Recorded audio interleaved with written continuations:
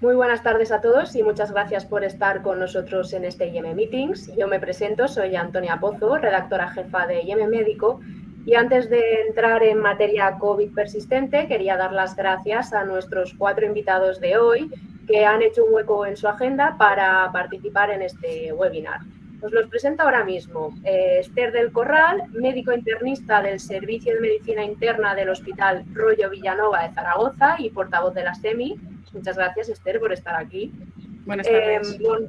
Montse Iracheta, farmacéutica comunitaria en Farmacia Tudó y también vocal de CEFAC Cataluña. Hola, Montse. Gracias. Buenas tardes.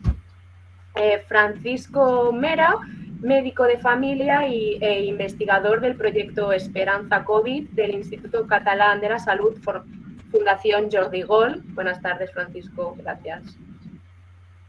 Y finalmente, Pilar Rodríguez, médico de familia, coordinadora del grupo COVID persistente de la SEM y también vicepresidenta primera de la misma sociedad. Un placer, de verdad, contar con vosotros hoy aquí. Pues bueno, como bien sabéis, hoy es 3 de marzo y efectivamente vuelve a ser marzo y dentro de nada se celebran 11 días desde que Pedro Sánchez anunciara el primer estado de alarma para contener la pandemia de la COVID-19. Desde entonces, y según las estadísticas oficiales, en nuestro país se han contagiado más de 11 millones de personas y desgraciadamente ayer superamos la barrera de las 100.000 muertes. Repito, siempre según datos oficiales. La mayoría de los pacientes de COVID-19 vuelven a su estado basal de salud una vez superada la infección por SARS-CoV-2. Sin embargo, parte de ellos declaran efectos sobre su salud que no existían previamente a padecer la enfermedad. Saber cuántas personas padecen síntomas de larga duración o secuelas después de superada la fase aguda de la enfermedad todavía es un dato un poco controvertido. Y es que algunos estudios señalan que la cifra podría situarse en torno al 10-20% de pacientes que podrían tener COVID persistente. Una enfermedad con perspectivas de cronificación y manifestaciones patológicas que pueden ser muy variadas, entre las que se encuentran patologías cardiovasculares, neurológicas o musculoesqueléticas. La verdad, un reto para profesionales sanitarios y el sistema médico en general. Dentro de 30 segundos voy a dar paso a Pilar Rodríguez, que será nuestra primera ponente, pero antes a todos los que nos estáis escuchando, deciros que después de las presentaciones de los 4 invitados de hoy, vamos a abrir una ronda de preguntas por la cual podéis hacer todas las cuestiones, preguntas o sugerencias que queráis decir. Para ello tenéis abajo en la pantalla inferior a la derecha una pestaña preguntas. Indicáis a quién queréis dirigirla en caso de que sea una pregunta concreta y luego en esa segunda parte las vamos a contestar. Pues ahora sí, ya empezamos con el kit de la cuestión. Pilar, cuando quieras, te escuchamos. Hola, buenas tardes a todos. Muchas gracias, Antonia, por la presentación. Muchas gracias a IEM por permitirme estar aquí y compartir estas reflexiones con todos vosotros. Y encantada de estar con Esther, Montse y Fran, de los cuales sin duda se puede aprender mucho, y de todos vosotros que estáis ahí escuchando. Un poco en el reparto de los temas que habíamos hecho y por no pisarnos en distintas cosas que vamos a decir, puesto que el tiempo es oro, como se dice siempre, lo que voy a intentar es centrarme en qué sabemos, qué nos falta por saber, pero sobre todo cuál es nuestra experiencia. Yo soy médico de familia, como muchos de los que estáis ahí, y soy una de las coordinadoras del grupo de trabajo COVID persistente, de manera que lo que voy a contaros es un poco las reflexiones de todo el grupo y sobre todo de sus coordinadores, los cuales me permitís que mencione, ¿no? Lorenzo Ormenteros y Asun Gracia. Bueno, pues la verdad es que todo esto de la COVID-19 es un gran reto para todos nosotros desde el punto de vista sanitario y social. Y es un reto que, bueno, que a veces logramos superar mejor que otras y nos debatimos en lo que ha dicho Antonia sobre las cifras oficiales y las fechas, como estamos en este momento, fecha un poco ya histórica, ya a 2 años del inicio de la pandemia. y con mucho en nuestra trayectoria. ¿Y qué sabemos sobre la COVID-19? Sabemos que hay una necesidad muy importante de identificar a los afectados y dentro de esa identificación tenemos claros, y a día de hoy bastante claros, todos aquellos que se contagian en la fase aguda. Tenemos claros o bastante claras las secuelas de aquellos que tienen una fase aguda complicada y que incluso acaban en UCI o tienen unos desenlaces peores. Pero no tenemos claro casi ninguno o pocos de la COVID persistente desde el diagnóstico hasta el tratamiento, el seguimiento, pues porque es normal también que estamos empezando a acumular evidencia. Cuando no hay evidencia se acumula experiencia asistencial que vamos recogiendo entre todos y entre todos estamos avanzando en este gran problema, ¿no? También es verdad que en parte sumergida de este iceberg, algunos no saben lo que les pasa, otros no lo consultan, otros no tienen una orientación diagnóstica y otros peregrinan por el sistema yendo de especialista en especialista por las distintas patologías o más bien incluso por los distintos síntomas que tienen, ¿no? ¿Y cuántos afectados hay? Lo decía Antonia, al menos un 10%, pero sí que me gustaría remarcar una situación, ¿no? Y es que hasta principios de diciembre teníamos de cifras oficiales unos 5 millones de contagiados, ¿no? Después aquellos otros que no estaban identificados. Y dentro de esto, por las estimaciones que había, decíamos que al menos había un 10% de afectados con COVID persistente, al menos. No sabíamos cuántos, salvo las estimaciones. Pero ¿qué es lo que pasa ahora? Lo que pasa es que a día de ayer tenemos más del doble de contagiados y tenemos una situación un poco incierta, porque una de las dudas también será si el comportamiento de esta sexta ola será igual a las anteriores. Y esto lo tendremos que ver, porque si definimos COVID persistente como aquel complejo sintomático multiorgánico que afecta a los pacientes que han tenido una COVID aguda con el diagnóstico clínico, diagnóstico de laboratorio y que permanecen con sintomatología, persistiendo estos síntomas en el tiempo más allá de las 12 semanas, pues está claro que todavía no sabemos qué es lo que pasa con los enfermos de la sexta ola, quiénes van a desarrollar COVID persistente, quiénes no, pero sí intuimos que los pacientes de las distintas olas, por lo menos de la primera, segunda y tercera, tienen algunas características que puedan ser diferentes, ¿no? Y en el que sabemos me gustaría también recordar, hacer una referencia a la definición de la OMS de COVID persistente, definición que se publica el 6 del 10 del año pasado, el 6 de octubre, y que aparece en las revistas, publicado en diciembre, coordinado por un compañero médico español.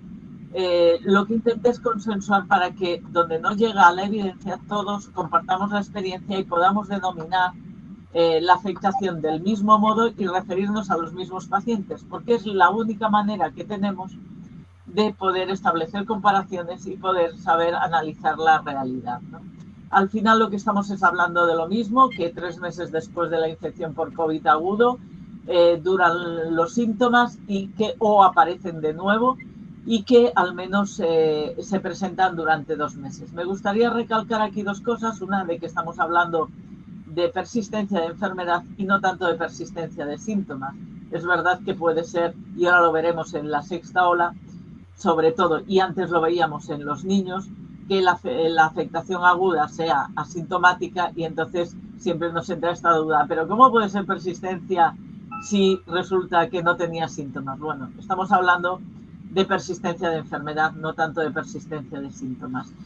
Y la verdad es que estas afectaciones es multiorgánica, tiene múltiples y heterogéneas manifestaciones en función de cada uno, puede afectar a todo nuestro organismo y lo que sí es verdad es que produce una alteración del funcionamiento cotidiano, ¿no? Interrumpe nuestras vidas, interrumpe la vida de los afectados y además no tenemos otra alternativa para explicar por qué están así. ¿Y qué sabemos? Me gustaría aquí citar el trabajo, la encuesta observacional que hicimos con 1.834 pacientes del colectivo Long COVID ACTS, que quisiera también darles las gracias por su participación e implicación en este proyecto, en muchos otros y en todo lo que estamos haciendo, porque ya la OMS nos alerta y nos invita a ir de la mano con los pacientes en sus documentos de políticas a las administraciones. Y aquí vemos en un mapa por conglomerados donde hay distintas afectaciones, pueden afectar a todos nuestra economía de aparatos, y vemos en círculos más grandes y más oscuros los síntomas más frecuentes y en más pequeños y más claros los menos prevalentes. Y vemos que todo lo que son sintomatología general, sintomatología neurológica, dolor, algias, sintomatología también emocional son unos de los más prevalentes, junto también con la patología respiratoria. Bueno, y puestos así, la segunda pregunta era ¿qué necesitamos, ¿no? Y dentro de esta experiencia que quiero compartir con vosotros, quiero compartir nuestra historia. Nuestra historia es que estamos trabajando codo con el colectivo de afectados desde mayo del 2020, con lo cual llevamos pues 1 año y 9 meses, pronto llevaremos los 2 meses de trabajo donde hemos intentado avanzar en esto. Y avanzar en 3 puntos. ¿Qué estaba sucediendo? ¿Qué necesidades tenían los pacientes y qué podíamos hacer con ello? ¿Y qué necesitamos? Pues a mí me gusta siempre decirlo de un modo muy breve. Necesitamos conocimiento, tenemos que incrementar el conocimiento y esto se llama investigación. Necesitamos reconocimiento y el reconocimiento necesita valentía, porque estamos hablando de un problema de salud, pero también de un problema social, un problema económico y un problema laboral. Simplemente citar que dentro de los documentos publicados y avalados por la OMS destaca a través del documento de Rajan y colaboradores la labor de España dentro de las actuaciones del colectivo Long COVID. Y volver a la pregunta esencial, ¿qué necesitamos? Pues necesitamos conocer muchas cosas y solamente se pueden conocer desde la colaboración y desde la investigación, y esto es esencial. Y para esto tenemos que hacerlo teniendo en cuenta las expectativas y las necesidades del paciente. Tenemos que hacerlo mediante una asistencia compartida, porque solamente con el trabajo en equipo de todos aquellos que prestamos asistencia de un modo u otro al paciente, a los afectados, solamente así podremos conseguir resultados. Y necesitamos conocer la prevalencia real, necesitamos conocer la etiología. Realmente es una persistencia del virus. Hay artículos que han salido últimamente que demuestran persistencia del virus incluso entero, no solamente fragmentos como había sucedido hasta ahora. Hay una alteración inmunitaria, una respuesta inadecuada por exceso, por defecto, por anticuerpos. A lo mejor están los dos, seguramente están los dos, que conviven en proporciones diferentes. Necesitamos saber eso, necesitamos saber qué perfiles de afectados hay. Son los mismos, decíamos, en la primera ola que en las siguientes. Podemos prevenirlo, porque hasta ahora todo aquel que no tenía riesgo de una complicación aguda lo estamos tratando igual, o sea, esperando ver su evolución, pero si supiéramos cómo poder prevenirla y cómo poder tratarlo, tendríamos que hacer un tratamiento diferencial. Y la pregunta del millón, ¿no? ¿Nos curaremos? ¿Se curarán los afectados? Dentro del que necesitamos recalcar y mostrar la primera pantalla de la guía clínica que pudimos hacer con la colaboración de casi 49 sociedades científicas y personas a título individual. Ahora son 56 las que se han adherido. Esto es un trabajo colaborativo, solamente así podemos afrontarlo. Y solamente así podemos afrontarlo componiendo este Lego que tiene múltiples piezas y que tenemos que ver cómo encajan. Y simplemente, pues para intentar ajustarme un poco en el tiempo, pues deciros la propuesta SEN. La propuesta SEN es una propuesta de colaboración. Creemos en el trabajo colaborativo, creemos en la necesidad de sumar esfuerzos. Me gusta siempre decirlo de juntos sumamos. Creemos que el paciente tiene que estar codo con los profesionales para conseguir avanzar en el conocimiento de esta patología. Y en todas tiene que ser así, pero en esta especialmente, porque estamos ante un tipo de paciente muy especial, muchos de ellos con una proporción importante de sanitarios y además muchos de ellos jóvenes. Y no solamente tenemos que hacer guías de práctica clínica y consensuarlos, sino que tenemos además que bajarlo al terreno. Tenemos que facilitar que se implementen. Y para eso una propuesta que tenemos es de desarrollo de una app que ayude al profesional a utilizar la guía y tomar decisiones en condiciones de práctica clínica. Y también una formación con aval universitario, porque tenemos que ir formándonos poco a poco con lo que conocemos. Investigación, mucha investigación. Tenemos en marcha un registro clínico, una escala integral para valoración integral de los pacientes. No podemos seguir valorando a un paciente por la suma de sus síntomas. Tener una patología es más que sumar sus síntomas. Tenemos que seguir caracterizando pacientes, hacer un seguimiento, colaborar con otras investigaciones. Quisiera también aprovechar para agradecer a UNESPA su mecenazgo, que nos va a permitir poner en marcha estas líneas de trabajo que os he dicho.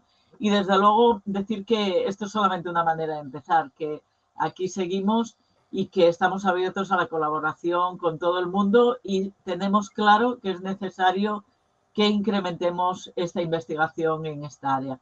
Sin más, bueno, quedo a la espera de las preguntas que después en el turno de debate queráis que compartamos. Gracias. Muchas gracias, Pilar. La verdad que trabajo inestimable que estáis haciendo desde la SEM, que si fuisteis de los primeros que pusisteis el COVID persistente sobre la mesa, digamos. Y siguiendo un poco también médico de familia, Francisco, cuando quieras nos puedes iluminar.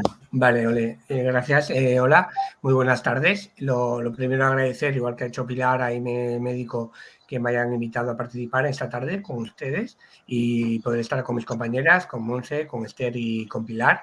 Lo primero, felicitar a Pilar.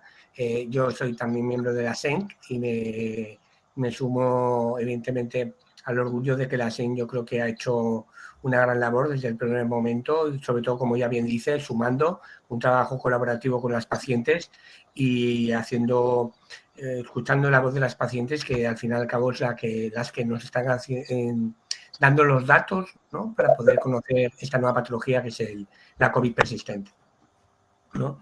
Yo haré una breve... Mi presentación básicamente se basará un poco, por no repetirme con datos que ya ha dado Pilar, hablaré un poquito de lo que es la COVID persistente, las 4 pinceladas sobre la fisiopatología de la enfermedad, lo que se conoce a día de hoy, y las líneas de investigación que a día de hoy estoy llevando a cabo tanto a nivel nacional como internacional sobre el long COVID. Sin más, voy a explicar... Perfecto. Vale, voy a explicar mi presentación. Aquí está. Bueno, yo soy, lo primero a presentarme, soy Francisco Mera, soy médico de familia, aquí en el área metropolitana sur de Barcelona. Trabajo en el Instituto Catalán de la Salud. Actualmente soy miembro investigador de la Unidad de Soporte a la Investigación en Atención Primaria de la zona metropolitana sur de Barcelona, investigación de la Fundación IDIAP Jordi Gol. Participo también en el comité de expertos de post-COVID del Instituto Carlos III y lidero diferentes proyectos de investigación, como lo explicaré, sobre el COVID persistente. Lo primero, vamos a hablar, de 4 pinceladas, porque Pilar ya lo ha explicado muy bien, qué es la COVID persistente. Sabíamos al principio, ¿no?, parecía que era una infección aguda, que la gran mayoría pasaba o asintomática o leve. Luego sí que había unos casos desde el principio que vimos que iban a ir a UCI con problemas trombóticos importantes. Pero lo que nos observamos, lo que nos llamó la atención también a nosotros como médicos de familia, es que teníamos en las consultas ya en abril, mayo, un porcentaje de pacientes que, sin haber estado ingresados, continuaban teniendo clínica. Tenían clínica pues muy, muy variable, ¿no? O sea, tenían múltiples síntomas, como bien ha dicho Pilar, pues había mucha fatiga, había dolor de cabeza, había clínica neurológica con falta de concentración de los pacientes, problemas de respiración, incapacidad para hacer actividad física, incluso por las actividades de la vida diaria. Lo que le producía al paciente realmente un disconfort importante y no podía reincorporarse ni a su vida laboral, incluso le perjudicaba en cuanto a su vida familiar y personal. En esta diapositiva podemos ver el perfil del paciente, de una mujer de unos 43 años, y esta es una diapositiva que es propia de la SEM, está a través de la encuesta esta que nos explicó Pilar, Y la otra diapositiva es una del trabajo de la doctora López León y la doctora Villapol, dos doctoras españolas que trabajan en Estados Unidos, que también hicieron un metaanálisis y se publicó en enero de este año, del año 2021, donde también pudimos ver pues, que la sintomatología era muy similar a lo que habíamos publicado aquí en España, ¿no? Pues esta clínica de astenia, de cefalea, de disautonomía del paciente, esos cuadros de taquicardia postural, con el cambio postural, unos síntomas que persistían en el tiempo, más allá de la fase aguda. En aquel entonces hablábamos de las 4 semanas y a día de hoy la OMS habla de más de 12 semanas de evolución, desde que comienzan los síntomas hasta que continúan los síntomas del paciente. Evidentemente, las causas de la COVID persistente a día de hoy son desconocidas, estamos en diferentes líneas de investigación, se hablan de reservorios a nivel del organismo, se han demostrado en estudios inmunohistoquímicos a nivel de tejidos, más allá de incluso del año de enfermedad, la persistencia del virus. Se han observado también células infectadas a nivel sanguíneo, como son monocitos, con proteínas del virus, no virus enteros, pero sí que proteínas. Sí que se ha observado una respuesta inmunitaria exacerbada en estas pacientes, que estaría alterada, esta inmunidad celular sería diferenciada respecto al paciente que pasó la COVID y se recuperó. Hay también una inducción hacia la autoinmunidad, o sea, aparecen autoanticuerpos que nos recordarían a patologías autoinmunes o inmunomediadas, como por ejemplo puede ser el lupus. Aparece también una alteración en el balance del sistema renina-angiotensina-aldosterona. Es importante también lo que llamábamos el eje intestino cerebral, intestino cerebro-pulmón o intestino cerebro-pulmón hepático, con alteración de la microbioma intestinal y alteración de la permeabilidad intestinal, que va a ir asociado a una serie de déficits nutricionales y con ello a una alteración a nivel de metabolismo y a nivel de déficit de micronutrientes con alteración de neurotransmisores. Y también muy importante, como habíamos comentado, la alteración en inmunometabolismo y la incapacidad de producir energía, que clínicamente se concuerda con la exastenia de los pacientes. También hay una parte importante que hemos observado en muchas de estas pacientes, el hecho de que pudieran persistir reactivaciones de otros virus, entre ellos Epstein-Barr o Cytomegalovirus. Esta diapositiva es un estudio que se hizo en un profesor asociado a Stanford, el doctor Bruce Patterson, Estados Unidos, en que esa publicación es de enero de este año, en el que se observó cómo hay un panel de citoquinas, un panel de inmunológico, con alteración de los pacientes de COVID persistente, en el que se observó que 8 meses después, pacientes que habían tenido un COVID agudo, leve o moderado, que no habían estado ingresados, pero que persistían muchos meses después, una alteración disfuncional en el que se observaba esa actividad proinflamatoria a nivel inmunológico. Estos paneles de citoquinas se han observado que existe una diferenciación según los fenotipos clínicos. Es muy importante a día de hoy, como muy bien ha dicho Pilar, hacer unos fenotipos clínicos, que esto yo más o menos ya lo tenemos más o menos claro, y a partir de ahora lo que tenemos que es intentar buscar biomarcadores biológicos, biomarcadores de actividad metabólica, que vayan asociados a esta clínica, porque vamos a ver que no existe un solo tipo de long COVID. Existen diferentes tipos y diferentes fenotipos de long COVID, y lo que necesitamos es, a través de la nueva medicina, de la medicina molecular, de la inteligencia artificial, con la adquisición de muchos datos, poder analizarlos con esa inteligencia artificial y asociar estos datos, estos biomarcadores biológicos con la clínica de los pacientes y producir una serie de fenotipos, ¿no?, de patrones clínicos moleculares que nos van a ayudar a la hora de poder tratarlos de una manera mucho más precisa y personalizada a los pacientes. Una de las causas que se está observando como probable causa de esa persistencia es la existencia de microtrombos a nivel de la estructura vascular microcapilar. Esta estructura de microtrombos estaría inducida, entre otras cosas, con la formación de autoanticuerpos anti-alfa-2 antiplasmina, por ejemplo. Se han observado estos coágulos, microcoágulos, en pacientes de long COVID a través de pruebas como serían la microscopía de inmunofluorescencia o, por ejemplo, a través de pruebas como la tromboelastografía, en la que ponen en evidencia estos microtrombos. De manera muy importante, sus estudios, por ejemplo, se han realizado en Sudáfrica por la doctora Pretorius, que hizo una muy buena valoración de estos microtrombos en un altísimo porcentaje de pacientes de long COVID. También se ha observado una endotelitis, ¿no? No hay que olvidar que el virus lo que ataca básicamente es a esas células que sean ricas en receptores AC2.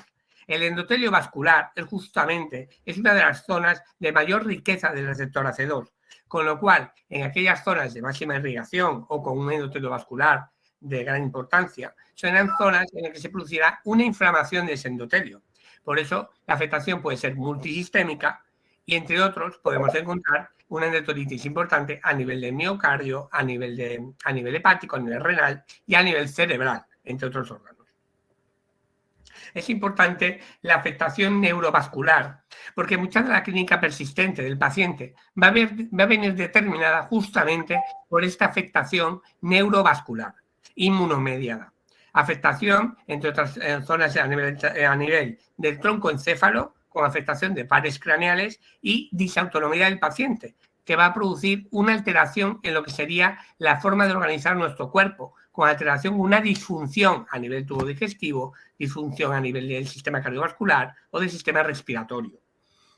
Por otra parte, aparecen también una afectación a nivel de corteza frontal y a nivel de hipocampo, que podría estar en relación con eso que hemos llamado el brain fog o niebla mental, ese deterioro cognitivo que se asocia a las pacientes de COVID persistente, que refieren en su día a día una alteración en cuanto a la concentración, la capacidad de la atención, déficit a nivel lingüístico, ¿no? Que producen también un disconfort importante a la paciente y un cuadro de ansiedad, porque realmente se ve muy limitado a poder hacer tareas que hasta el día de ayer ella podía hacer previamente a la enfermedad.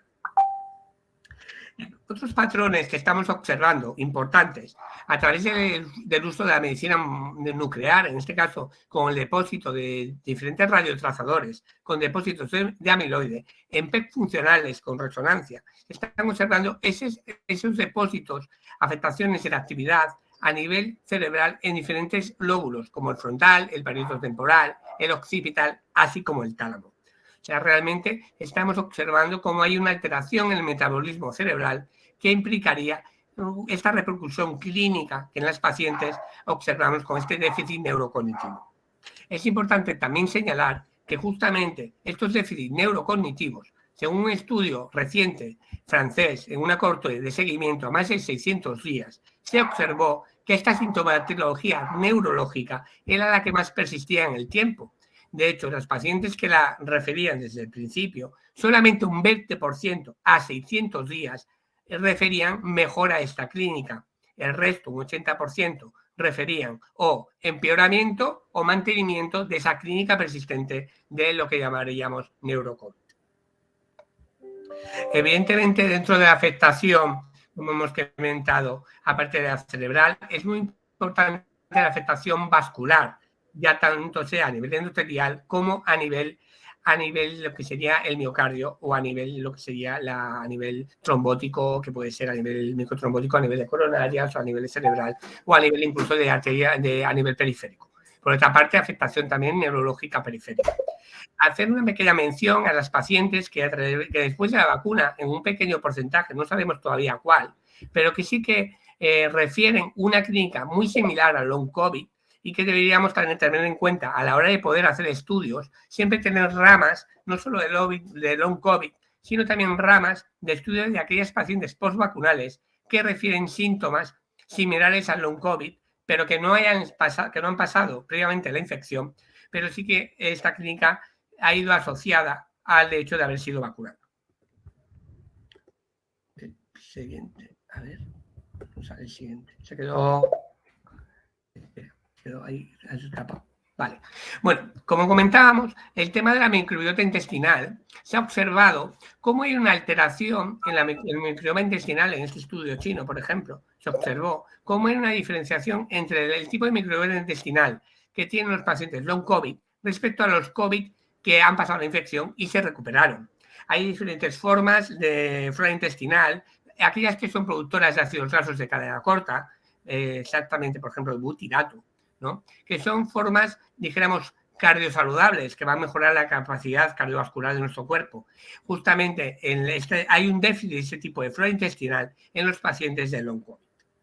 Por ello, los estudios de COVID asociados a microbiota o el reposicionamiento de la microbiota tienen que ser uno de los ejes fundamentales para el tratamiento y estudio del long COVID. Ahora hablaré un poquito por encima de diferentes estudios clínicos en los cuales estamos interviniendo. El primer proyecto sería el de la Esperanza COVID. Es un proyecto que nació ya hace casi 2 años a raíz de una experiencia personal, mía y familiar, de COVID persistente, ya desde marzo de 2020. Observamos que había pacientes que continuaban con clínica, que como que no mejoraban, y damos este nombre a este proyecto, el proyecto Esperanza COVID, en el cual al final se ha convertido en un proyecto muy interesante de colaboración entre atención primaria y hospitalaria de diferentes hospitales de aquí de Barcelona, Hospital de Viladecans, Hospital de Bellvitge, Hospital de la Vall d'Hebron y los servicios de atención primaria de Barcelona ciudad y sobre todo del área metropolitana sur de Barcelona.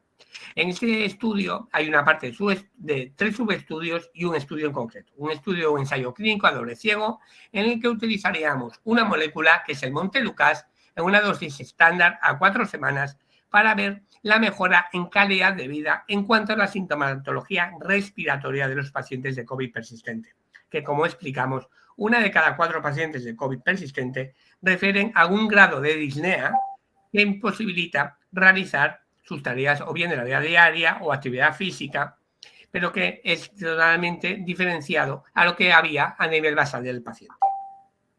En este estudio, lo que también hemos observado, lo que vamos a observar y vamos a estudiar o estamos estudiando, porque ya estamos en la fase de reclutamiento, es el estudio de la difusión de los gases, porque se observa una desaturación de estas pacientes en el ejercicio que imposibilita y que hacen un déficit de capacidad al ejercicio, y entre otras cosas porque hay una alteración en la difusión de los gases a nivel de la barrera alveolo capilar.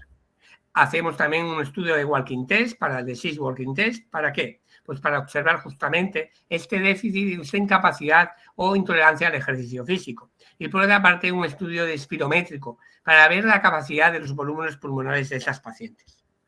Francisco, me sabe muy mal, pero te quedaría un minutillo, porque Vale. es que si no, luego no llegaremos a las preguntas. Estudiaremos la parte de microbiota intestinal, la parte de la respuesta inmunitaria de las pacientes. Vamos a estudiar el fecaloma de esas pacientes para ver qué flora intestinal está afectada en estas pacientes. Hay una diferencia. Estamos haciendo el proyecto Vía de la C2 gracias a Severo Ochoa y al CSIC, ¿vale? Que estamos haciéndolo con diferentes ramas para el estudio de la vía de la C2 que causa hipersistencia. Estamos haciendo un panel de biomarcadores hepatocerebrales y pulmonares gracias a Biomed Personal, que es un laboratorio de Virginia, a través del catedrático de biología molecular de la George Washington University. Estamos haciendo un estudio de neurocognición con Cognifib para ver este daño neurológico de neurocognición del paciente COVID persistente.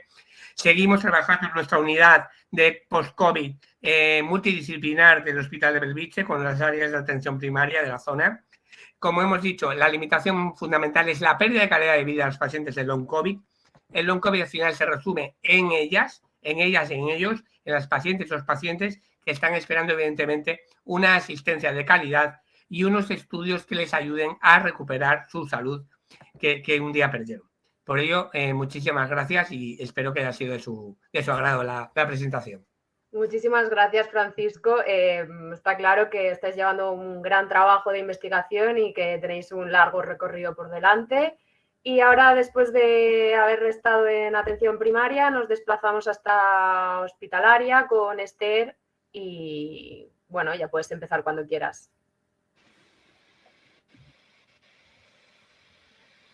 Bueno, en primer lugar, muchísimas gracias a IEM por invitarme a esta webinar y gracias a mis compañeros de mesa, Montse, Pilar y Francisco. Yo soy Esther del Corral, soy médico internista en el Hospital Rollo Villanova de Zaragoza.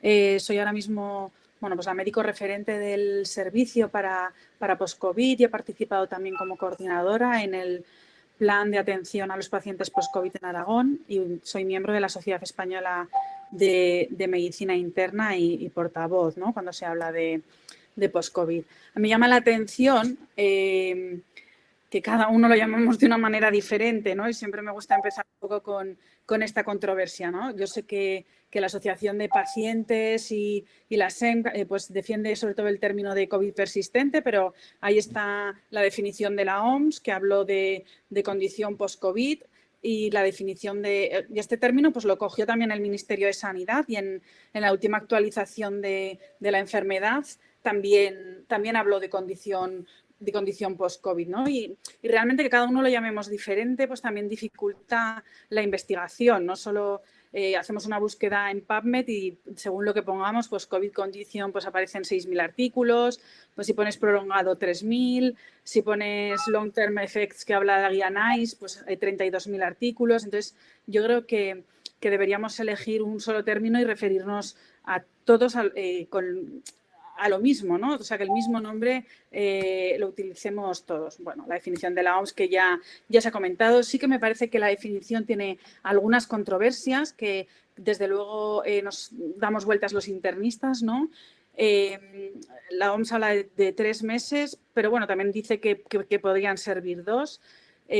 Claro, es un tiempo que a veces resulta difícil de definir, ¿no? Porque hay pacientes que han tenido cuadros muy leves agudos y pacientes que han tenido cuadros muy graves, ¿no? Y a lo mejor un paciente que ha precisado hospitalización en UCI es normal que 3 meses después siga teniendo sintomatología persistente, pues porque muchos pacientes que han ingresado en UCI por otros motivos siguen teniéndola, ¿no? Entonces, este límite de tiempo, bueno, pues quizá hay que darle una vuelta. Nosotros también a veces hablamos de si algunos síntomas deberían de ser obligatorios o si deberíamos definir un número de síntomas obligatorios, ¿no? A lo mejor tener un síntoma persistente como la anosmia tiene poco impacto en nuestra funcionalidad o en nuestras actividades de vida diaria, excepto que nos dediquemos a catar vino o perfumes, ¿no? Y bueno, pues que a lo mejor para hablar de enfermedad no sé si deberíamos de definir unos síntomas en concretos, ¿no? Pues, y luego si esos síntomas tienen que tener impacto, ¿no? En la funcionalidad o en las actividades de la vida diaria, ¿no? Y luego, pues el curso de la enfermedad, que también pues es muy incierto, ¿no? Y hay algunos pacientes que incluso empiezan a referir síntomas que no han tenido en la fase aguda tiempo después de tener la enfermedad, ¿no? Y que todo esto, pues yo creo que dificulta el manejo, dificulta la investigación, ¿no? Y de hecho, bueno, pues hay muchas guías o muchas sociedades que han intentado abordar la COVID persistente y, bueno, y las comunidades autónomas también han dado solución de diferentes maneras. En cualquier caso, bueno, sí que creo que es una enfermedad que parece que va a ser muy prevalente o que es muy prevalente porque, bueno, lo que decíais, ¿no? En España hay unos 11 millones de casos declarados a día de hoy. Han fallecido 100.000 personas aproximadamente. Bueno, pues tenemos 10 millones o un 10% van a ser casi 1 millón de pacientes, ¿no? 1 millón de pacientes que pueden tener condición post-COVID, ¿no? Entonces, bueno, yo sí que creo que todos los planes de atención tienen que centrarse en atención primaria, que al final pues es el garante de la atención integral, continua y accesible, ¿no? Y que luego hay que buscar pues qué pacientes se van a beneficiar de tener de compartir la asistencia, ¿no? De compartir la asistencia entre atención primaria y atención hospitalaria. Y ahí sí que bueno, pues entramos los médicos internistas o de otras especialidades, ¿no? Que atendemos en el hospital a los pacientes y que sí que creo que es importante trabajar en protocolos que determinen qué pacientes se benefician de esta asistencia compartida o qué síntomas requieren que sean valorados en el hospital. Se ha dado respuesta de diferentes maneras. Bueno, se han creado unidades post-COVID multidisciplinares. También en otras comunidades autónomas se han creado la figura del especialista de referencia. Disculpadme un momento. Perdón. Especialista de referencia y luego, bueno, pues en aquellos en los que no se ha protocolizado mucho la atención, pues se deriva al paciente según sus síntomas, ¿no? Entonces, cuando presenta cefalea se le deriva al neurólogo, cuando presenta problemas pulmonares al neumólogo y, bueno, al final sí que creo que este modo de atención se convierte en un peregrinaje laberíntico de los pacientes, ¿no? En cuanto a las unidades multidisciplinares o los especialistas de referencia, bueno, pues creo que los dos modelos tienen sus ventajas y sus inconvenientes. En la unidad post-COVID, bueno, que atiende a todos los pacientes COVID de una área o de un hospital, pues la verdad es que las ventajas son que los especialistas suelen estar más implicados, tienen más formación, ven el mismo tipo de pacientes. Creo que tiene el inconveniente a veces de la accesibilidad. Es verdad que cuando al principio se abre una unidad es fácil acceder, pero cuando la demanda es muy alta, al final llegar a una unidad de referencia y que solo se puedan visitar en un lugar, pues tiene algunos inconvenientes. En cuanto a la figura de los especialistas de referencia, sí que parece claro que tienen que ser especialistas con una visión global del enfermo, pues médicos internistas, con colaboración pues, con rehabilitadores y a lo mejor neumólogos en función de las características de los hospitales. Creo que tiene la ventaja de que un especialista de referencia suele estar más formado, se implica más en la formación de sus compañeros, pero al permitir este modelo que todos los especialistas de un servicio vean a los pacientes, pues se genera más facilidad de acceso, ¿no? Tener a alguien de referencia que haya estudiado más el tema, que sea un poco más líder, que dé más formación, pero que todos los componentes del servicio estén capacitados para ver este tipo de pacientes, ¿no? Y quizá unos especialistas de referencia abiertos, ¿no? Hacia el resto de servicios y demás. En cualquier caso, en cualquiera de los modelos parece muy importante la continuidad asistencial y que haya una comunicación fluida entre atención primaria y hospitalaria, ¿no? Nosotros, pues en nuestra consulta tenemos disponibilidad de correo electrónico, de número de teléfono, pues un poco para que estar accesibles, ¿no? A nuestros médicos de atención primaria y que se puedan comentar todas las dudas a todos los pacientes que puedan surgir, ¿no? Como se ha comentado, pues se describen multitud de síntomas. Nosotros sí que en una primera valoración nos parece muy importante ver cuáles son los síntomas más invalidantes para el paciente que nos consulta. Cuando un paciente tiene 16, 18 síntomas, es muy difícil abordar todos los síntomas en una primera consulta o en una sola consulta. Entonces, bueno, pues creo que es importante el ver cuáles son esos síntomas que han impedido que el paciente retorne a su estado de salud inicial, ¿no? Cuáles le impiden volver a trabajar o cuáles le impiden cuidar a sus hijos o a sus familiares a cargo o demás. Y luego, bueno, pues nos parece imprescindible la realización de una valoración multidimensional, ¿no? Como ver al paciente como un todo. Ya dice la Organización Mundial de la Salud, ¿no? En la definición que hay que excluir otros diagnósticos que justifiquen los síntomas, ¿no? Entonces, bueno, pues a lo mejor algunos pacientes requieren de algunas exploraciones complementarias. Y a este respecto, creo que sí que es muy importante hacer un diagnóstico diferencial en la consulta de aquellos pacientes que tienen secuelas, es decir, que después de tener una COVID grave con un síndrome de distrés respiratorio, pues han tenido de secuela una fibrosis pulmonar. Esas secuelas, bueno, pues a veces también pueden ser alteraciones cardíacas, ¿no? Nosotros en la consulta hemos visto algunos pacientes con persistencia de disnea que habían tenido miocarditis en la fase aguda y que han hecho una miocardiopatía dilatada. Creo que es importante el identificar bien a estos pacientes, pues porque requieren un tratamiento diferente, pues por ejemplo de la insuficiencia cardíaca. Luego, creo que es muy importante la anamnesis en la consulta para estar seguros de que todos los síntomas son atribuibles a post-COVID. Al final, a veces se convierte en un cajón desastre de todo lo que refiere el paciente después de haber tenido COVID y nosotros, bueno, pues en la consulta sí que hemos tenido pacientes que después de una COVID han desarrollado una polimialgia reumática o los hemos diagnosticado de una sarcoidosis o de alteraciones tiroideas o de una enfermedad celíaca y venían diagnosticados de post-COVID y bueno, pues en la anamnesis nos ha llamado la atención algunas otras cosas que nos han hecho pensar que no era un post-COVID, que era otra enfermedad, ¿no? Y luego, bueno, pues el estar atento a síntomas de alarma un poco en la misma línea, ¿no? De que estemos seguros de que no hay nada más que justifique los síntomas, ¿no? Y una vez que tenemos esto claro, ¿no? Que estamos ante un paciente que tiene una condición post-COVID o que tiene una COVID persistente, pues un poco lo que se hablaba, ¿no? De hacer una valoración multidimensional. Nosotros siempre planteamos el hacer una valoración funcional. Para la valoración funcional, ahora mismo estamos utilizando la escala de post-COVID-19 funcional status, que sabemos que no es una escala que esté validada para post-COVID o COVID persistente. Pero bueno, realmente ahora mismo sabemos que hay algunos estudios con intención de validar esta escala u otras. Creo que todos los protocolos de COVID persistente y post-COVID deben de ser dinámicos y adaptarse a las evidencias conforme vayan surgiendo.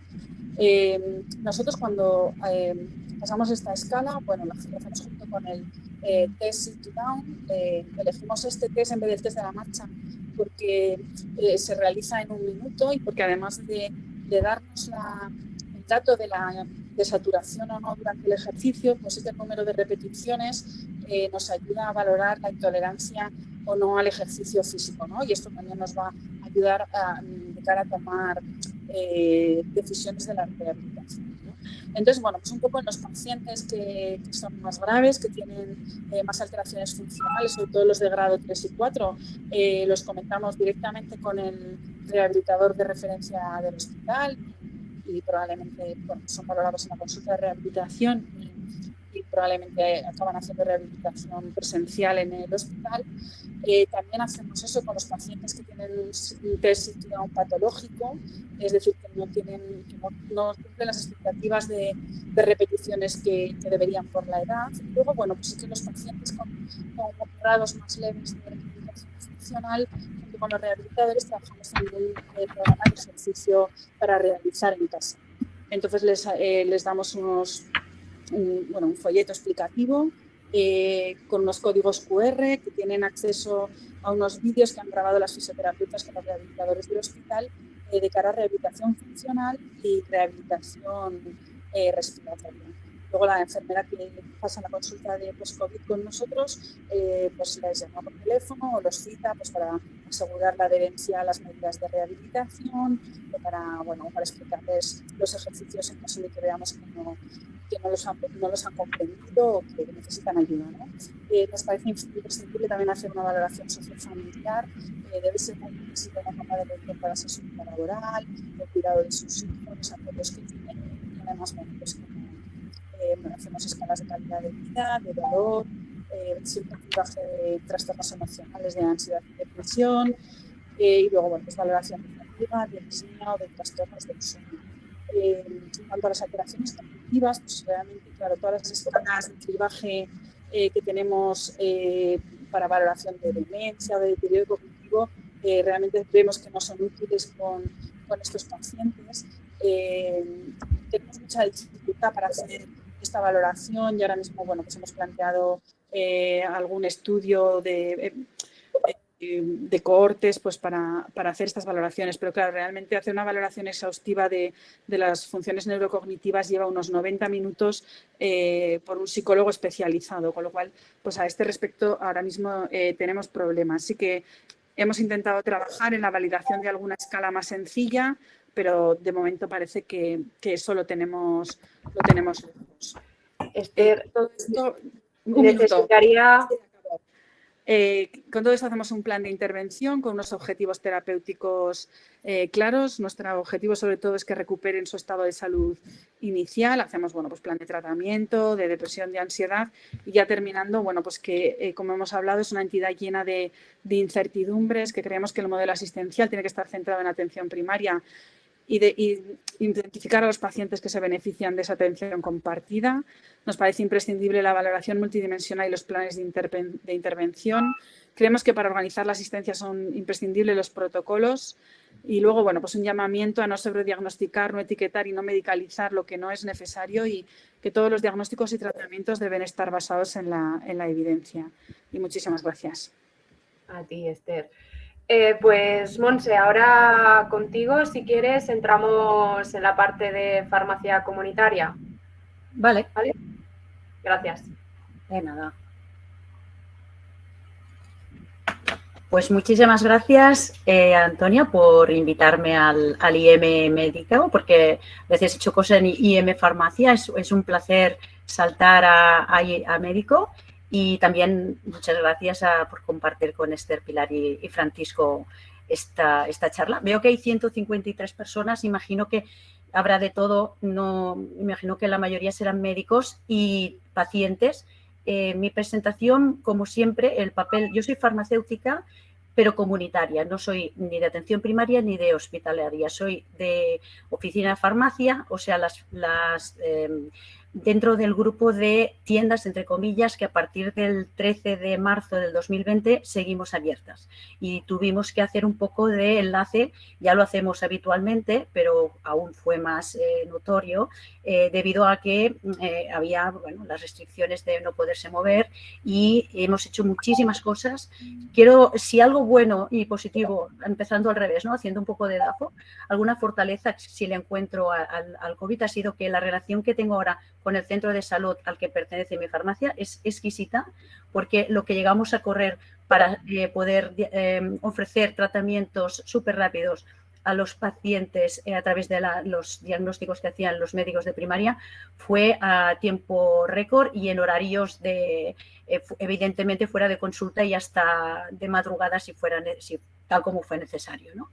Entonces, también me presento soy vocal de la Sociedad Española de Farmacia Comunitaria en Cataluña, porque mi farmacia está en Santa Coloma de Gramenet, y he ido contestando por Twitter a gente, porque me imagino que de los 152 que están oyéndonos y viéndonos, también habrán pacientes. Me ha parecido muy interesante el grupo de Twitter de Long COVID ACTS, que engloba a los grupos de COVID de las diferentes comunidades de España, y esta mañana he podido tener la suerte de contactar con alguno de ellos y preguntarles exactamente qué es lo que quieren los pacientes. Yo considero que como farmacéutica comunitaria soy sanitaria, pero es ese enlace entre el médico de primaria y lo que es el paciente propiamente, ¿no? Entonces voy a empezar. Es curioso, ¿no? Porque a nivel de farmacia comunitaria he hecho muchas cosas, pero a nivel de medicina pues es seguramente de las primeras veces. Entonces, cuando se me planteó participar, pues lo típico, ¿no? Hacer el brainstorming y lo que pensé, ¿qué es el COVID persistente, ¿no? Yo esta charla lo he enfocado para un enfoque tal vez más dirigido a los pacientes, y me lo he planteado de esta manera, ¿no? ¿Se está haciendo seguimiento? ¿Y quién lo hace? Lo hemos visto perfectamente, Francisco con investigador, Pilar de médico de primaria y Esther internista. Está claro que la respuesta está ya hecha. Existen documentos consensuados para su abordaje. Esto sí que lo voy a trabajar porque tengo la suerte de participar en una sociedad científica y la cual ha estado formando parte del documento consensuado. Existen asociaciones de pacientes, veo que hay muchísimas, pero muchísimas, y hay muchísimas ganas de saber qué hacer. ¿Y qué podemos hacer los farmacéuticos comunitarios? Pues bueno, vamos a mirarlo, ¿no? En lugar de buscar la definición y hacer una clase así como muy descriptiva, y siendo además la última, que he pensado me va a quedar menos tiempo, que es lo que le pasa a los últimos, he cogido los tres, más bien cronológico, ¿no? 28 de diciembre, ¿qué dice la prensa? Realmente, pues, la COVID persistente y sus más de 200 secuelas ya tiene definición oficial, esto del país. El 28 de febrero del 2022, esto me interesa muchísimo porque es una noticia del periódico del día 28 de febrero, o sea, del lunes pasado. Cerca de 500.000 de españoles sufren COVID persistente, lo que supone un 10% del total de infectados en el país, según la SEM. Genial, ¿no? Hay una fuente directa, es prensa, pero detrás hay la validación de una sociedad científica, que esto es lo importante cuando lees las noticias, ¿no? Y luego ya más adelante pues he cogido La Vanguardia, ya fecha de antes de ayer, las consultas para la COVID persistente en Castilla-La Mancha comienzan a operar en todas las gerencias de la región. Es decir, que esto está en continuo movimiento y ya no busquemos para atrás porque seguramente no tendría ni sentido ni valor de referencia, porque todo está, como mis compañeros ven diariamente, está cambiando a un ritmo increíble. Entonces, justo ahora me detengo en el apartado que he puesto de índice, que es el documento de consenso, ¿no? Que hicimos un pequeño webinar previo el lunes con Pilar también, que se pudo conectar, y hablamos un poco de esta participación de las diferentes sociedades científicas, que hay muchas, pero justo este primer documento de consenso para el abordaje de pacientes con síntomas leves, aquí Pilar ya fue un poco, ¿no? Se discute el concepto de leve, de la COVID persistente. Creo que es muy interesante, aunque no me gusta nunca poner letra en las diapos, es pararme un minuto para especificar quién forma parte de este documento.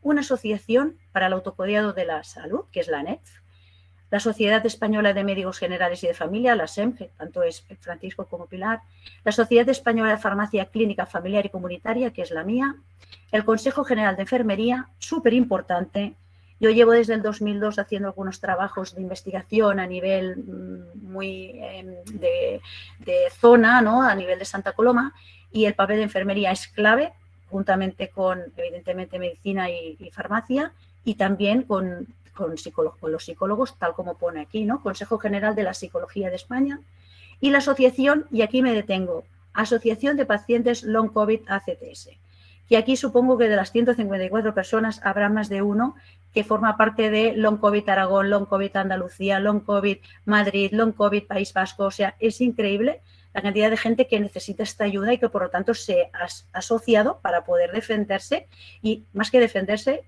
poder preguntar a los expertos, como sois sobre todo vosotros, los que hacéis el diagnóstico sobre su patología de una forma complicada, como es con síntomas post-COVID, ¿no? Los farmacéuticos comunitarios, ¿qué podemos hacer? Pues mirar, he cogido en cursiva lo que escribió mi compañera Navidad Sánchez, es la responsable del grupo COVID de este documento de consenso de mi sociedad, de la CEFAC, que somos los farmacéuticos comunitarios. Y os lo escribo tal cual lo pone y luego lo voy a trabajar un poco cómo lo hacemos a nivel de farmacia comunitaria, y ya acabaré explicando un pequeño, con 2 minutos, lo que hemos hecho en mi farmacia. Desde el punto de vista farmacéutico, dice Navidad, es importante reseñar que en las farmacias es habitual la detección de casos de personas que han pasado la infección pero tienen síntomas compatibles con COVID persistente y lo desconocen o lo asocian a otros problemas de salud. Esto es cierto. Vemos que después de tener el COVID, a lo mejor lo asocian a que es una persona asmática o a lo mejor una persona que tiene dolor crónico, pero a lo mejor no llega a pensar que es una secuela, o sea que digamos es un problema de un COVID persistente, ¿no? Entonces yo creo que aquí pues es muy importante nuestra figura por hacer ese seguimiento de la evolución de aquellos pacientes que han dado positivo al hacerse el test, que nosotros hemos dispensado y hemos realizado en las farmacias, y esto nos permite saber si una vez pasada la infección hay una recuperación total o si es necesaria algún tipo de intervención adicional, ya sea mediante pues una indicación farmacéutica, que tenemos también protocolos establecidos de algún tratamiento, o bien la derivación al médico o al especialista o al hospital. ¿Qué creemos los farmacéuticos comunitarios que podemos hacer respecto a este grupo de pacientes COVID persistente? Pues detección de pacientes que han pasado la enfermedad. ¿Cómo? Pues la receta electrónica. Cualquier persona, incluso ahora los niños, aquí en Cataluña, para hacer los TARS, que son los test de antígeno rápido, se les editaba en la Meva Salut un antígeno que lleva un código nacional como un medicamento, y esto estaba prescrito en una receta electrónica que nosotros dispensábamos y luego hacíamos la prueba si nuestra farmacia estaba acreditada. Pues es muy interesante ver qué tipo de medicamentos, qué comorbilidades, qué patologías tienen los pacientes que vienen a la farmacia, para de alguna manera poder detectar, y tal como han dicho tanto Esther como Pilar y Francisco, volver a derivarlos al centro de salud para saber exactamente si este paciente ha quedado pues con alguna patología derivada de este COVID persistente, no porque inicialmente ya tenía algún problema de base, como puede ser algunos de los que está dando el COVID persistente respiratorio, como es un problema asmático. La automedicación. La gente se automedica muchísimo, cada vez es más restringido, porque las normas, si se hace bien, de dispensación de los fármacos por automedicación está muy regulada, y si lo hacemos correctamente no podemos dar según qué medicamento. Aún así, pues me imagino que en algún momento de algún dolor que no se puede soportar, pues la gente también usa algún tipo de automedicación. Y evidentemente lo que nos gusta más, y más en mi sociedad científica, desde el 2014 que se editó una guía, también consensuada con diferentes sociedades científicas, de lo que es la indicación farmacéutica. ¿Qué podemos hacer por estos pacientes? Pues eso también, si os parece, lo podemos discutir luego, tanto por si algún paciente o algún compañero que esté también en el chat sanitario, o vosotros mismos, creéis que se puede hacer desde la farmacia haciendo esta indicación. Y lo más importante, con lo que hablaba con Antonia, el seguimiento farmacoterapéutico en pacientes de edad avanzada con COVID persistente. Cumplimiento farmacológico, que ya es complicado sin COVID, pues todavía más, ¿no? O sea, que intentes hacer esa adherencia. Hacemos los test de Morsky Green, básicamente, para ver si son cumplidores. ayudados por ayudas asociadas, como puede ser el uso de dispositivos, que son los SPD, disculpar, quiere decir Sistema Personalizado de Dosificación, o a través de los cuidadores, ¿no?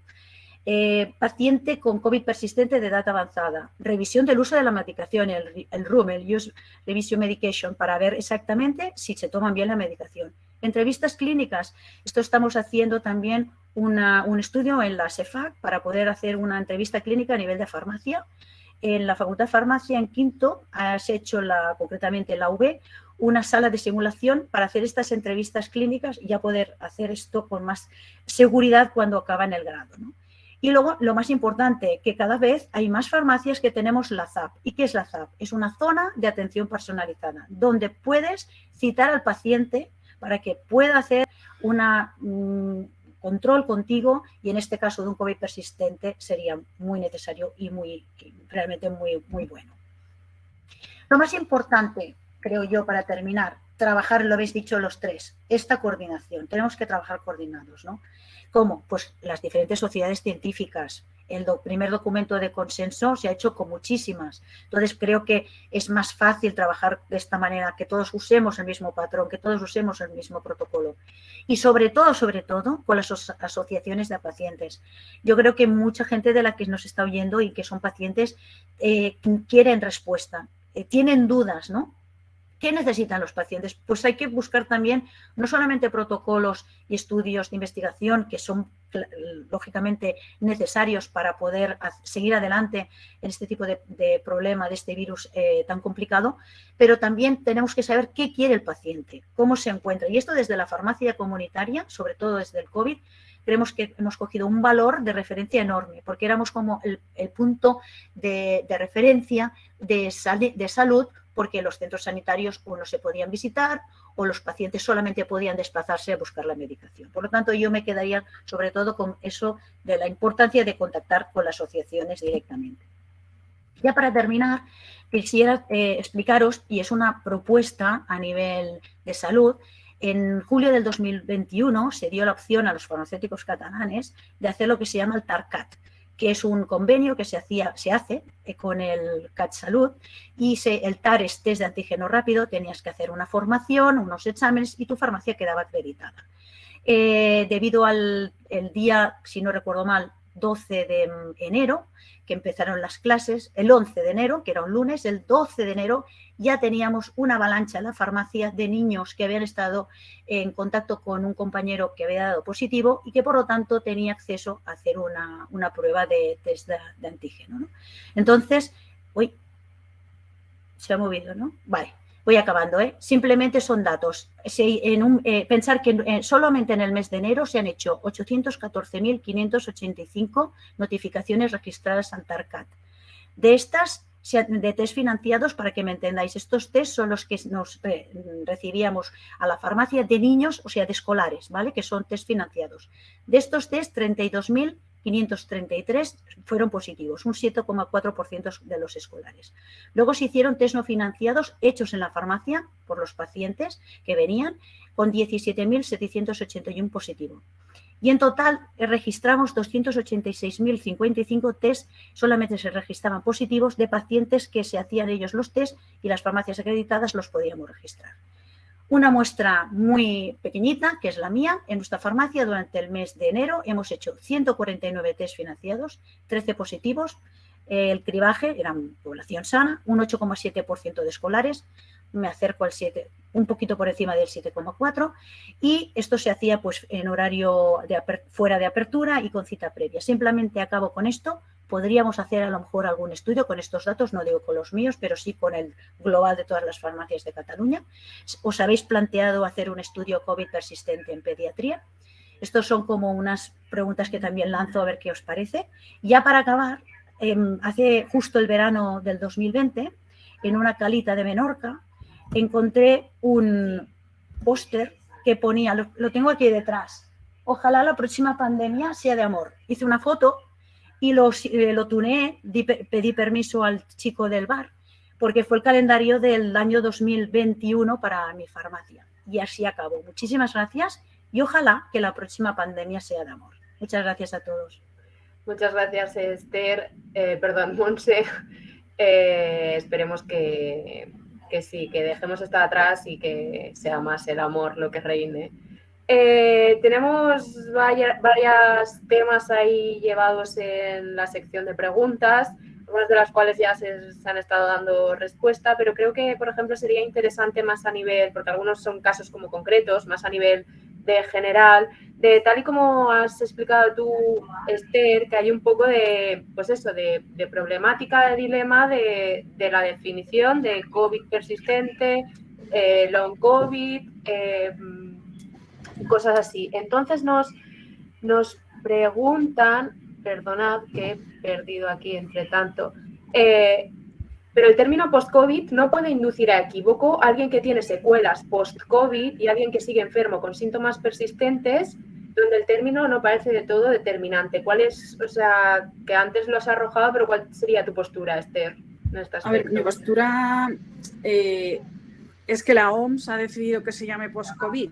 Entonces, pues creo que tenemos que ser respetuosos con una organización mundial, ¿no? Entonces, a ver, realmente yo creo que si todos sabemos lo que es un síndrome post-COVID o una condición post-COVID, no nos vamos a equivocar. Creo que es más equívoco el que ahora cada uno lo llamemos de una manera, ¿no? El que ahora unos digamos long COVID, otros COVID persistente, otros condición post-COVID. Entonces, bueno, realmente yo creo que ahora está bien establecido la diferencia entre las secuelas y post-COVID y creo que bueno, que a lo mejor no es el término que más nos gusta, pero que la Organización Mundial de la Salud ha decidido que sea este. Entonces, creo que deberíamos de ser respetuosos al respecto. Vale. ¿Alguien quiere aportar algo al respecto, Francisco o Pilar, sobre el tema de que te he visto que te habías desconectado, Pilar, sobre el tema del... Se me cayó la red. Claro, yo sí que quiero comentar algo. Yo quisiera recordar que la OMS al final lo que hace es tomar una posición de consenso, ¿no? Y una posición de consenso entre expertos, ¿vale?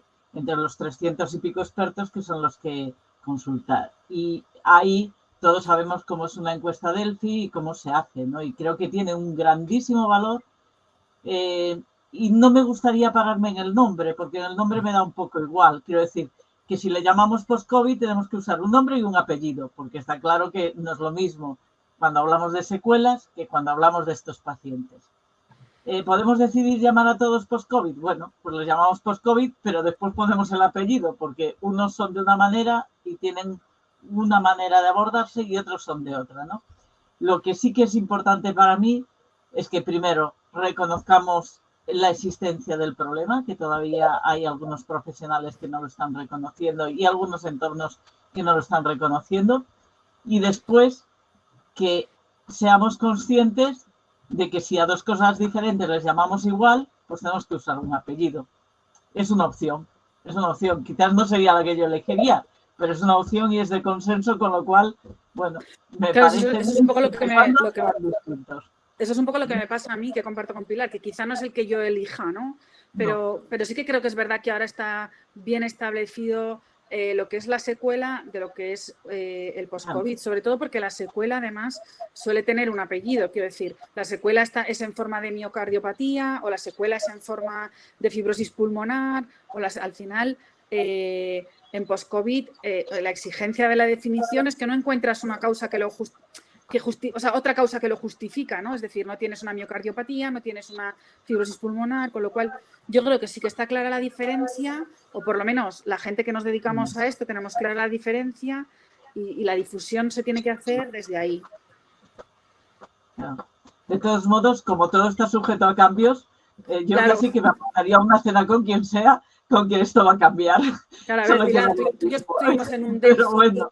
Tú y yo estuvimos en un por hacer, ministerio, ¿no? O sea, yo creo que aquí todos pensamos igual, pensamos igual.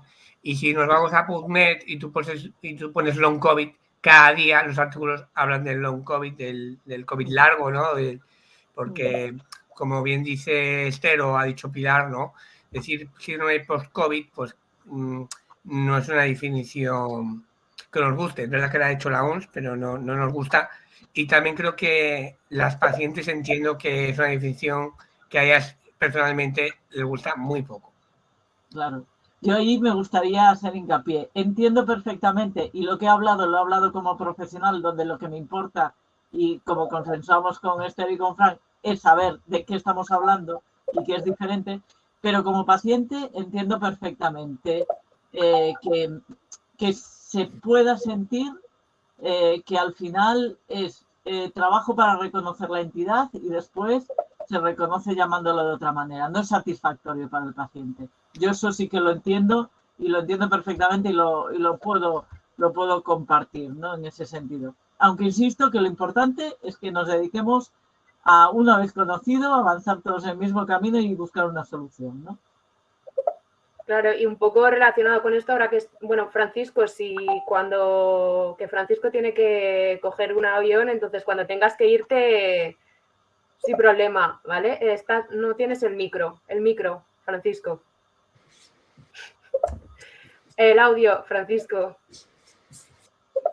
Okay, muchísimas gracias a IM Médico, muchas gracias a mis compañeras, cada una hemos aportado nuestra visión, al final es una suma de todos, como bien dice Pilar. Me ha encantado que ha estado Monse, la parte de la farmacia comunitaria me parece estupendo, de verdad. Un 10 por Monse y por la farmacia comunitaria, porque es importante. Gracias, Francisco, buen viaje. Gracias. Pues nada, un poco enlazando.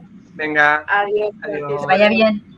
Gracias. Que ya que tenemos atención primaria, medicina interna y también comunitaria, y que hemos hablado de esto, de protocolos concretos y comunicación fluida, pues no sé, Monse, que tú me habías dicho que para ti era como una parte importante que saliese este tema de vale, decimos que tiene que ser así, pero en realidad estamos un poco lejos de que sea así, en realidad, ¿no? De que exista los protocolos existen, pero la comunicación fluida quizá no tanto, al menos esa es la sensación que muchas veces desde pacientes o incluso desde diferentes estamentos del sistema sanitario pues se da esa sensación, ¿no?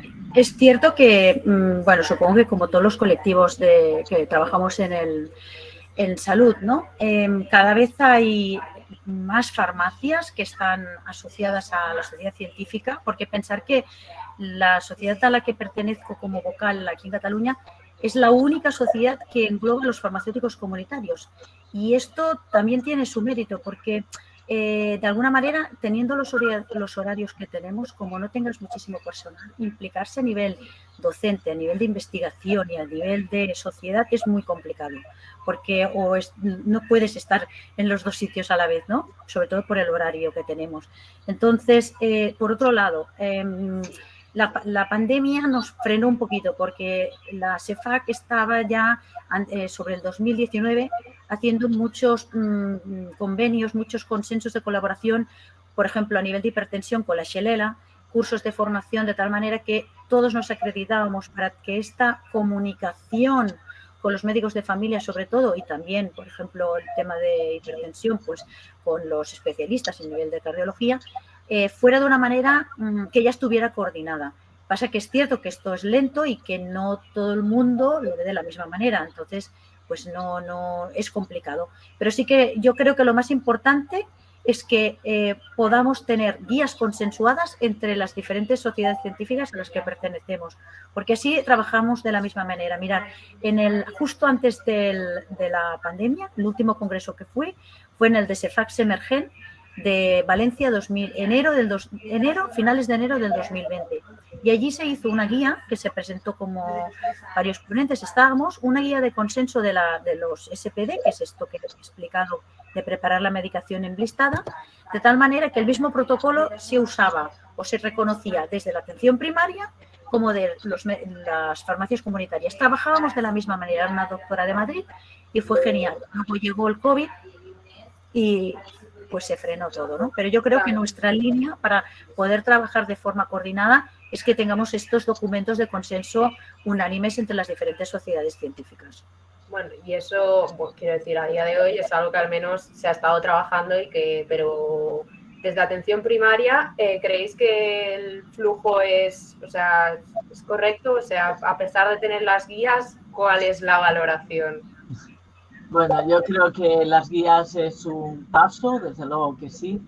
la relación es el paso que tiene que estar delante, ya no detrás, delante de cada guía, y creo que cada vez somos más conscientes, por lo menos una parte muy importante de nosotros, de que la única manera de trabajar que es posible y que es factible a día de hoy es la manera de trabajar compartida y colaborativa entre todos los que vemos la misma realidad de la enfermedad o de la salud desde distintos puntos de vista, ¿no?